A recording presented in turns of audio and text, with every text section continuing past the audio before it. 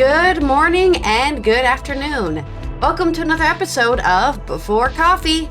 It's Wacky Wednesday! So we're going to look at news articles that are not your normal updates on what's going on in the world. Well, Rog is definitely reviewing some stuff that is going on and updating us on what's been happening since we last talked about it.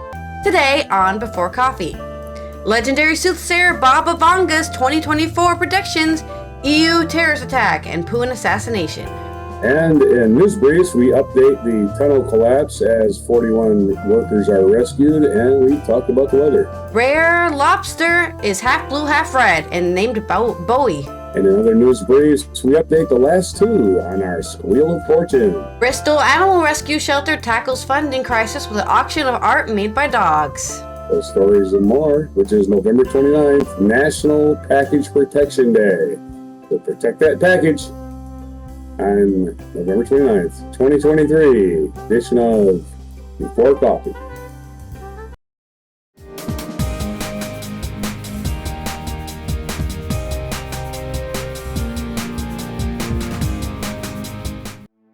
All right, first news story. This is from Euronews and David Marquand, and he's covering the big predictions of Baba Vanga, who's totally a real soothsayer, and everything he predicts is going to come true. As if 2023 hasn't been challenging enough. It's nearing the last month of the year, and that means that we're getting our early batch of predictions from the Nostradamus of the Balkans, Baba Vanga. For those who have never heard of her, Vangelia Pandeva Gustarova, probably known as Baba Vanga, was born in 1911 and has alleged prophetic abilities. Blind since childhood, the Bulgarian clairvoyant apparently was able to see into the future, powers she attributed to a tornado that left her blind. These abilities brought her to public attention in the midst of World War II, and individuals like Bulgarian Tsar Boris III and Soviet leader Leonid Brezhnev reportedly consulted her in prison. She died in 1996 and has since become a cult figure among believers of soothsaying, and as you can imagine, conspiracy theorists. Even though the mystic is no more, she made predictions for every year up until 5079. That's a long time. Lucky us! Apparently, many of her predictions have come true after her death. For instance, Baba Vanga is said to have foretold the death of Prince Diana, the sinking of the Russian submarine Kursk, and the 9/11 terror attacks. She even allegedly foresaw her own death on August 11, 1996, at the age of 85. Of course, not many of the predictions attributed to her can be authenticated, as they are based on a second-hand account, so take all this with a fistful of salt. Plus, for 2023, many of the predictions didn't come to pass. According to Sky History, Vanga claimed that a solar storm with devastating consequences would hit the Earth this year, and that we would be hit by nuclear bioweapons. Still, there's just over a month to go, so it could still happen. For the year 2024, she has made 7 prophecies. Strap in, not many of them are very comforting. Vanga has predicted the assassination attempt on Russian President Vladimir Putin by a fellow countryman next year. She warned of an increased terrorist attack in Europe, as well as predicted a big country will conduct biological weapon tests or attacks in 2024. It would all apparently impact the global economy next year, with rising debt levels and escalating geopolitical tensions being major factors. She has foretold that there will be terrifying weather events and natural disasters next year. Well, we've already had that, so I wouldn't be surprised if that happened. Exactly We've already been having that. I predict that. Yeah. There will be a rise in cyber attacks. According to the late clairvoyant, advanced hackers will target crucial infrastructure like power grids and water treatment plants, posing a national security threat. It's not all doom and gloom. Vanguard reportedly said there will be new treatments for incurable diseases, including Alzheimer's and cancer in 2024. She also predicted there will be a major breakthrough in quantum computing. Well, we have had a breakthrough in quantum computing. There we have it. Which ones do you have that are likely to occur? Just so you know, prior to her death, Vanga also predicted the resolution of the world hunger crisis between 2025 and 2028, communism's return by 2076, and humanity achieving time travel in 2304. So I've got to look forward. Got that to look forward to. Oh, and the world's end, according to her, is set for 5079. You've been warned. I hope I can live to be 3000, but I doubt that's gonna happen. So, good luck to anybody out there in 5079. And there's our, hopefully not very accurate, future predictions. Your story. I predict the weather. Okay. Yeah. It seems like a little scam, a little tiny bit of a scam. I have these official predictions. Nobody knows where they came from, right? Right on. And good news, the word I had trouble pronouncing the other day. Arakan tunnel collapse. Rescue is free 41 trapped workers from the BBC Samuel Hussain and Sotik Biswas. Rescuers in India have freed 41 workers who had been trapped in a collapsed Himalayan tunnel for 17 days. Miners drilled a final section by hand to reach the workers in the 4.5 kilometer or 3-mile tunnel. The men who were brought out in wheeled stretchers through a 90 centimeter or 3-foot wide pipe were taken to the hospital to check up. No one was injured. Marathon efforts to free them from the Soothsayer tunnel, which collapsed on November 12th, overcame numerous setbacks. The mission was ultimately completed on Tuesday evening thanks to the efforts of a group of rat hole miners who used handheld drills to break through the rock. India's President Draupadi Murmu wrote on social media that she was relieved and happy to hear that men had been freed. She was also praised the rescue effort, which she said was met with obstacles that had been a testament to human endurance. Since early in the rescue, those above ground were able to communicate via walkie-talkies with the men who were supplied with oxygen, food, and water through a separate narrow pipe. The Soothsayer tunnel is part of $1.5 billion pounds, 1.19 billion pounds, long flagship Char Dham project connecting key Hindu pilgrim sites via 2-lane roads in the Himalaya. One of the rescuers told the BBC that the moment we broke through the last part of the debris, there was an outburst of happiness inside the tunnel. The trapped men started clapping and shouting in excitement. Then the officials asked them to keep calm and be patient. They told them, "We will get you out one by one." So those are rescued. In other news brief today, we have the first major snow of the year headed to the United States Northeast. This is from USA Today. Lake effect snow season has begun near the Great Lakes, and the first significant event of this year is forecast to dump as much as 1 to 2 feet in some areas, leading to what the National Weather Service calls a difficult to impossible travel. Moderate and heavy lake snow effect is expected today into Wednesday morning in the Great Lakes, the Weather Service said. The worst of the weather expected Monday night, which is next Monday. The worst of the weather expected Monday night. The lake effect zones reached peak intensity across the entire Great Lakes on Monday through Tuesday morning.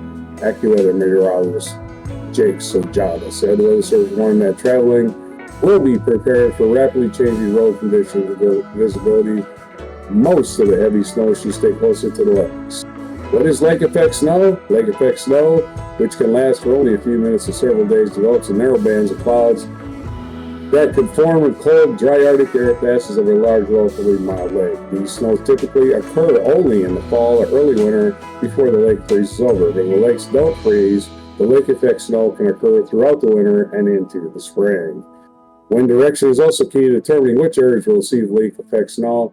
Heavy snow may be falling in one spot, while the sun may be shining just a mile or two away in either direction. One of the biggest lake effect snow events on record hammered areas of Buffalo, New York, 5 feet of snow in a span of 2 days in November of 2014. So there you go. Update on the winter weather and the tunnel collapse. Back to the weird news. All right. We're gonna have to look at the rare Bowie the lobster, who's half blue and half red, and all kinds of rare. This is by Alina Hartunian on NPR News. Contrary to what a certain casual dining chain might suggest, lobsters come in many colors. There are blue lobsters, orange lobsters, and even calico lobsters. But Bowie, named after the pop icon David Bowie, is a rock star lobster. Half red, half blue, half male, half female, and all kinds of rare. A biocolored lobster is 1 in a 50 million occurrence, according to New England aquarium biologist Jordan Baker. The split color crustacean blue side is adhered to gender reveal party norms, male, while the red is female. Bowie was caught by a lobster fisherman off the coast of Maine and has since clawed its way to the internet stardom.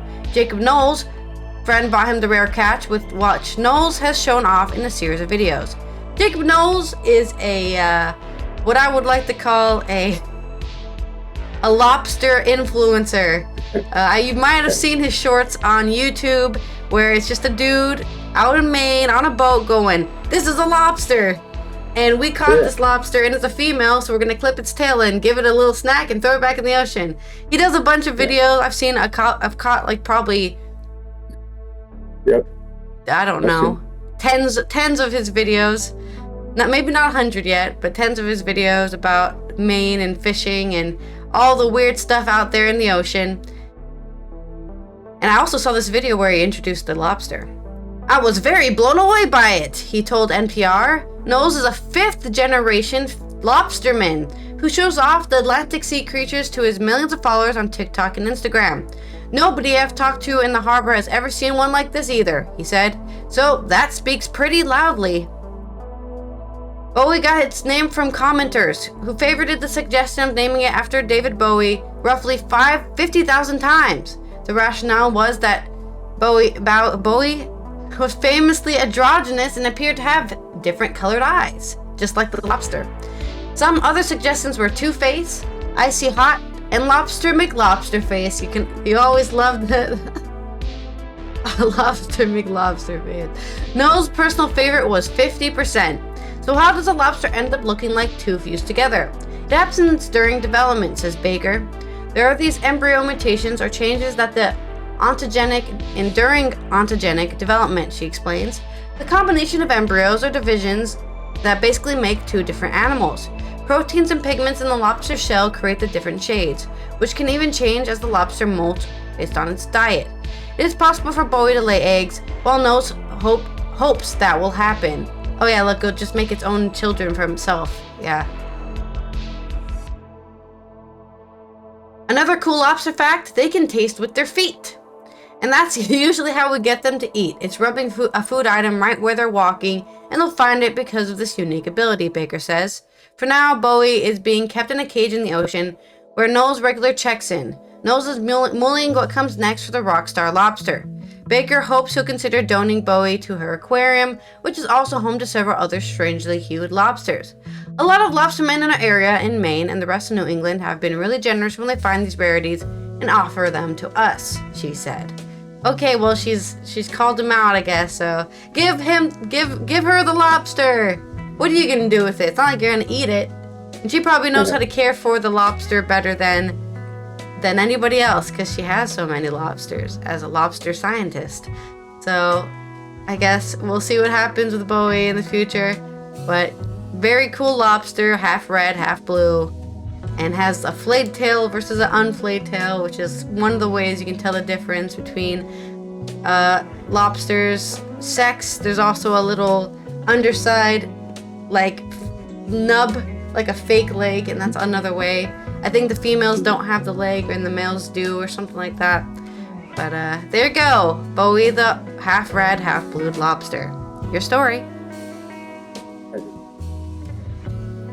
In non-crustacean news, the other lowlifes, the Trump indictment. I always shouldn't call lobsters lowlifes just because we eat them, but we do eat them. So we're going to talk about the last two people in a School of Fortune, so we can officially close that. And until the next indictments, so the last two we have here, the first of these two is a guy named Robert Cheeley. And we're going to look at the most recent article I could find about him. But these guys have been keeping low profile, so we're not allowing this on. Robert Cheeley article. It's the New York Times back in March. And it's from Danny Hakeem and Richard Fawcett. At a Georgia State Senate hearing a few weeks before Donald Trump lost his bid for re-election, Rudy Giuliani began making outlandish claims. There are 10 ways to demonstrate that this election was stolen, that the votes were phony, and that there were a lot of them dead people, felons, phony ballots, he told the assembled legislators. After Mr. Giuliani's testimony, a like-minded Georgia lawyer named Robert Cheeley presented video clips of election workers handling ballots out at the State Farm Arena in downtown Atlanta. Mr. Cheeley spent 15 minutes laying out specious assertions that the workers were double and triple counting votes, saying their actions should be shock the conscience of every red-blooded Georgian, and liking what he said had happened to the 1941 attack at Pearl Harbor. Well, if you're going to lie, let's go all the way. His comments, mostly flew under the radar at the time, overshadowed by the election fraud claims made by Giuliani, who is then Mr. Trump's personal lawyer, and by other higher-profile figures. But Mr. Cheeley's testimony did not end up in the dustbin. He was among the witnesses questioned last year by a special grand jury in Atlanta that investigated the election interference by Trump and his allies. The grand jury's forewoman, Emily Kors, said in an interview last month. Who is Robert Cheeley? Let's go investigate. Mr. Cheeley, who is little known outside Georgia, has a long track record as plaintiff's attorney and has been involved in lawsuits brought against Ford, General Motors, and other automakers. More recently, his legal work has delved deeply into politics. He's a lead lawyer on one of the last pro-Trump election lawsuits that's still standing in an effort to review tens of thousands of 2020 ballots that are being kept in Fulton County warehouses. He's also represented one of the few fake electors who tried to circumvent Mr. Biden's narrow victory in Georgia, and he was a lawyer for David Perdue, a Republican, former U.S. Senator during Mr. Perdue's unsuccessful run for governor last year. So that's what Cheeley is. Kind of a low-key dirtbag, but a dirtbag nonetheless. And we go to the last, but probably not the least, or possibly the least, of his defendants. This is from AP. This is talking about a Georgia State Senator, and his name is Sean Still. Jeff Annie of Associated Press. A Georgia State Senator won't be suspended from office after he was one of the... This is actually from September, so more recent. A Georgia State Senator won't be suspended from office after he was one of the 18 others indicted, along with former President-defendant J. Trump, on charges that he sought to illegally overturn an election. The three-person panel did not recommend that state senators still be temporarily removed from office while the case is pending. It makes no sense. Remove him from office. He's a criminal. Still a Republican who lives in the North. That's his name. Still a Republican who lives in the North Atlanta suburb of Johns Creek, is a swimming pool contractor and former state Republican finance chairman.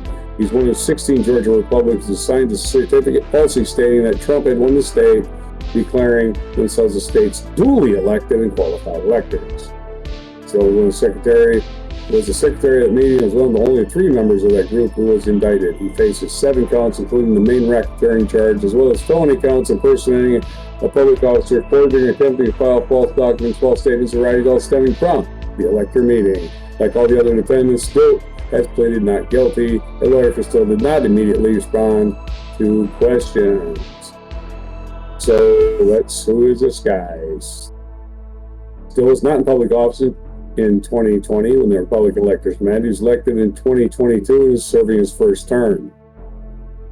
The other Trump electors who were indicted were former state Republican Chairman David Schaefer and Kathy Latham, a Coffee County woman who's accused of helping people illegally access voting equipment and whose lawyer famously is the one who admitted to leaking testimony. 2 liberal voting groups issued a statement slamming the suppression panel for leaving Still in place. It is incredibly discouraging that the Review Commission has declined to do its part and protect the sanctity of our elections by holding conspiracy-driven elector deniers accountable. Their Vital Action Political Director Nicole Robinson said in a statement, efforts to subvert election outcomes and stifle the will of Georgia voters remain one of the biggest obstacles to our democracy. There's your update on the Squeal of Fortune. Now we can start a new game show. Maybe the Price is Right, or, Chop Till You Drop. I don't know. Anything. Chop Till You Drop. What's a TV? What's a game show? All right. Well, yeah, we've run out of squealers. Yep. Speaking of loud noises, let's talk about the animal rescue shelter, who is tackling funding crisis by selling paintings that dogs make with their noses and their paws, I think. This is from Theo Ferrant and AFP on Your News Culture. Rescue dogs in Bristol are unleashing their inner artists to raise funds for struggling animal rescue center ARC. In their studio in Bristol, Western England, rescue dogs Rosie and Alba are hard at work on their canvases, redefining their essence of abstract art, one tail swish at a time. To the untrained eye, their work at Bristol Animal Rescue Center could be seen as boisterous, childish at times, and even just plain old messy. But the two canines have far more important job than pleasing critics. Inflation and high interest rates across the UK, plus people abandoning pets they bought during the COVID-19 pandemic, has caused a surge in strays and stretched the ARC to its financial limits. People just can't afford insurance and veterinary care, and just look after their dogs in general, says B. Lawson, an animal behavior specialist at the ARC. At the moment, we are just taking in strays because we are experiencing such a high level of dogs coming in. The RSPCA Animal Welfare Charity has said is desperately concerned about soaring animal abandonments as winter approaches.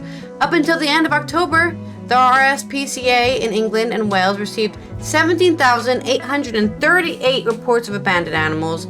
If the trend continues, it said it's expected to see around 21,417 reports in 2023, compared to the 16,000 reports in 2020.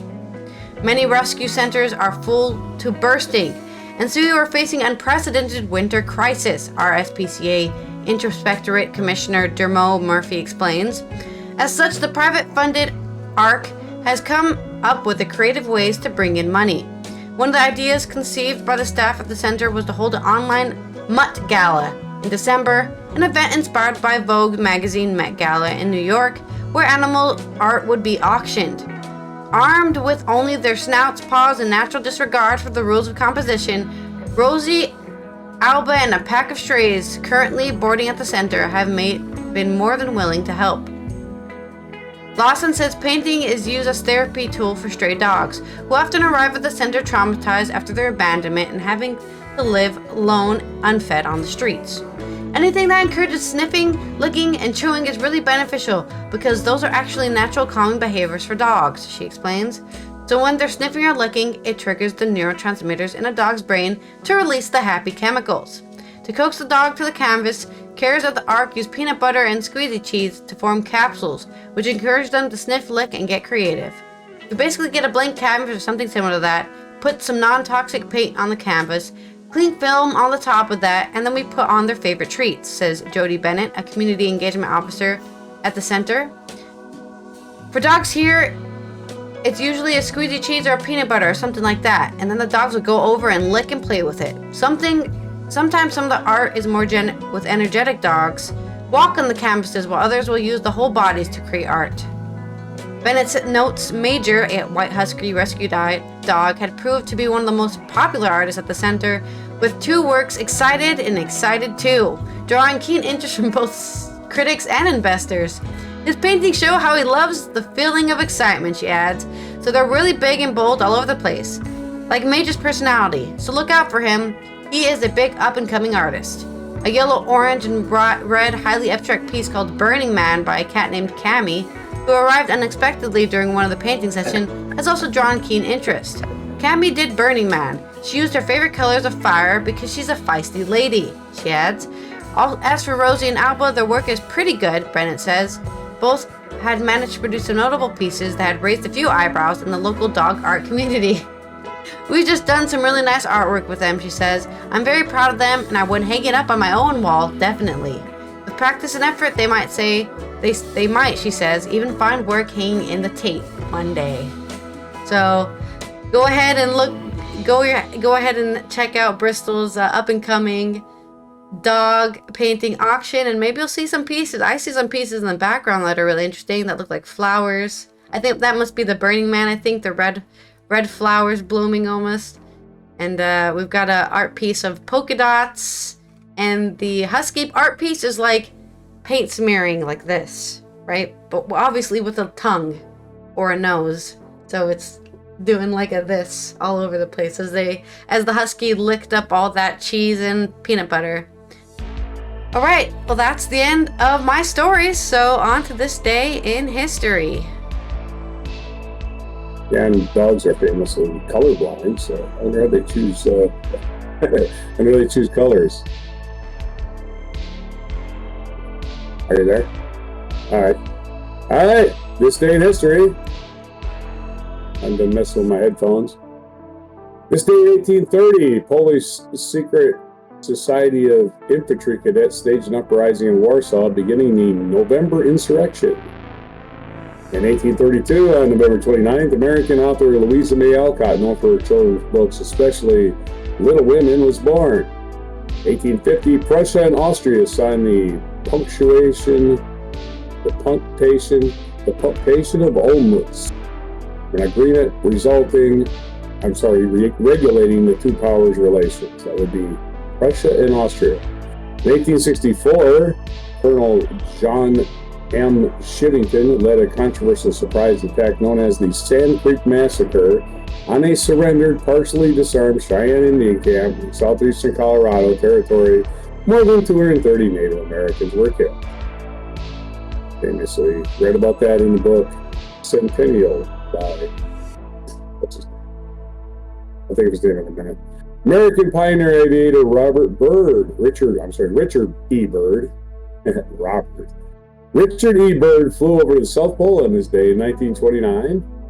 In 1963, 60 years ago today, U.S. President Lyndon B. Johnson appointed the Warren Commission to investigate the assassination of JF Kennedy. And, of course, they didn't get to the bottom of anything. In 1981, American film actress Natalie Wood drowned in mysterious circumstances while vacationing on a yacht off Santa Catalina Island, California. In 1997, a ceremony that was broadcast around the world by satellite said 28,000 couples gathered at RFK Stadium in Washington, D.C. for a wedding conducted by Sun Myung Moon, leader of the Unification Church. And a sad day, in 2001, George Harrison, formerly the Beatles, died of cancer at the age of 58. Also on this date, 2008, Danish architect Jorn Otston, who designed the Sydney Opera House, one of the most photographed buildings in the world, died at the age of 90. Our featured events this day: the United Nations resolution for the partition of Palestine. Yes, it's the anniversary of that day. On this day, in 1947, the United Nations General Assembly adopted a resolution, not implemented, calling for the partition of Palestine with two separate states, an Arab and a Jewish one, that would retain an economic union. Of course, that is still the solution that we're looking for to this day.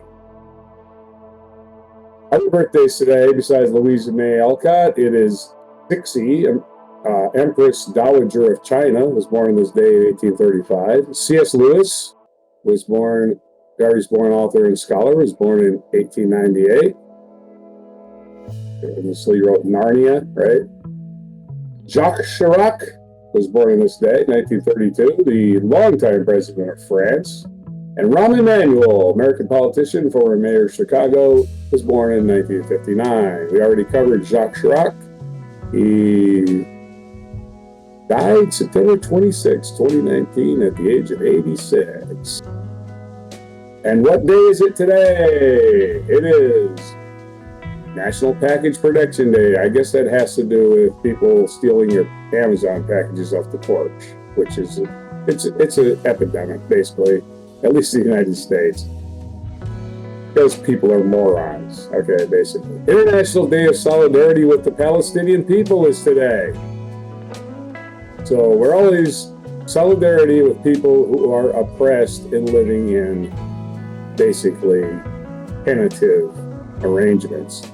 And the last day we have is Electronics Greetings Day. So we're a little light on the days for November 29th. Not a very popular day to glean onto, but it is those three things. Back to you. November 29th, 2023. Okay. All right. Well, this has been Alison here from the Netherlands, where the weather is actually looking good. So I might actually go somewhere outside today, because it's been raining for 3 months straight, really, and ice rain. You don't want to be caught on a bike in ice rain. So I will see you tomorrow for our Thursday coverage of what's been going on. Back to the serious news, not the good news and the wacky news, but the serious news.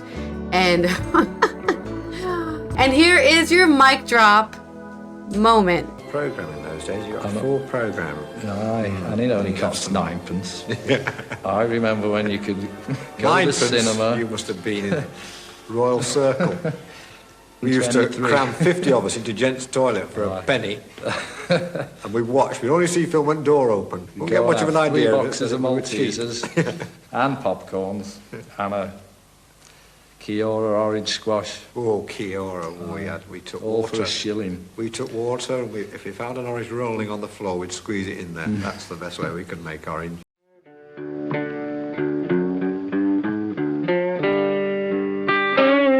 Be sure to hit the like, subscribe, and notify buttons, and follow our other channels, Toxic Alley, History of Gravy, and Scratchy Old Records.